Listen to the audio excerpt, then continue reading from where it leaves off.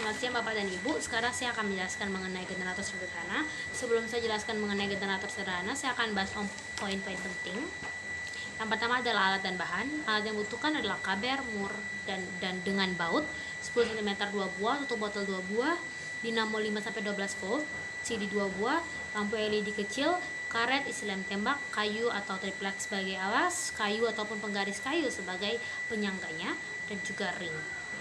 Selanjutnya saya akan bahas mengenai langkah-langkah. Yang pertama adalah satukan papan kecil dan kayu besar alias untuk alas dan juga penyangganya menggunakan paku. Setelah itu boleh paku ataupun ditempel saja pakai lem tembak. Setelahnya potong kabel menjadi lebih kecil, lalu jadikan sebagai penyatu kedua CD menggunakan lem tembak. Setelahnya lubangi kedua tutup botol dan tempelkan pada kedua sisi CD. Setelahnya masukkan mur dan baut di lubang tutup botol untuk memperkuat alat putarnya. Setelahnya lubangi kedua CD, lalu masukkan mur dan baut yang telah dimasukkan ke dalam penutup botol. Setelahnya tempelkan dinamo, sambungkan dengan kabel dan lampu juga. Setelahnya sandarkan pada batang atau stick es krim. Terus setelahnya sambungkan karet dan alat putar dari alat putar dan dinamo, lalu putar sehingga lampunya bisa menyala.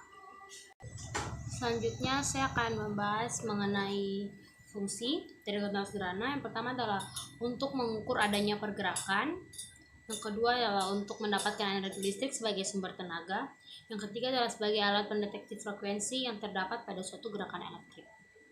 Selanjutnya adalah 5 komponen. Yang pertama ada magnet, kedua ada galvanometer, yang ketiga adalah stator, keempat adalah komutator, dan kelima adalah rotor. Selanjutnya saya akan bahas mengenai prinsip kerja generator DC. Yang pertama adalah sebuah kumparan diputar di dalam medan magnet uas atau tertekan sehingga menimbulkan gagal induksi dan arus induksi. Kedua, arus induksi dialirkan ke sikat-sikat karbon yang dihubungkan dengan cincin geser atau komutator dan rangkaian luar generator sehingga dapat menyalakan lampu pijar.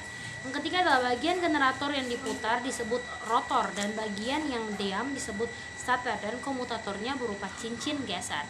Selanjutnya saya akan bahas mengenai perhitungan matematikanya. Yang pertama adalah panjang GSPL. JP-nya adalah 24 cm.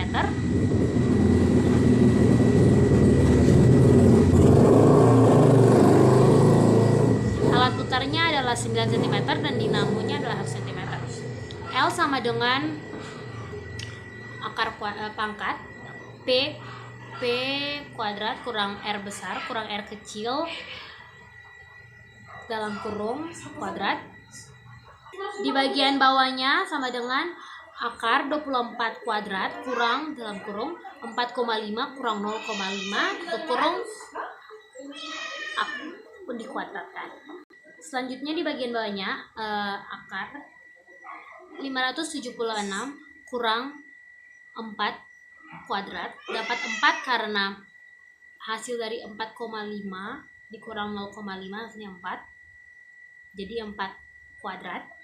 Selanjutnya di bagian bawahnya adalah 576 kurang 16 hasil dari 4 kuadrat. Di bagian bawahnya lagi adalah akar 560 dengan hasil 23,6 cm. Sekian, terima kasih. Maaf jika salah.